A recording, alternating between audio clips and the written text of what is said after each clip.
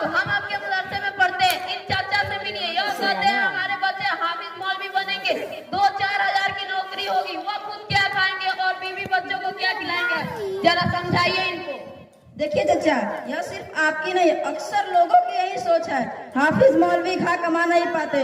लानत है ऐसी सोच पर। ला हौल वला कुव्वता इल्ला बिल्लाह। जबकि खिलाने वाली जात तो सिर्फ अल्लाह की है, वही रोजी देता है, खिलाता है, पिलाता है। अगर रोजी का ताल्लुक डिग्रियों से होता तो अनपढ़ लोग भूखे मर जाते, लेकिन ऐसा नहीं है। आपने देखा होगा जिनको दस्तखत करने भी नहीं आता उनका नाम बड़े बड़े अफसरों में शुमार किया है।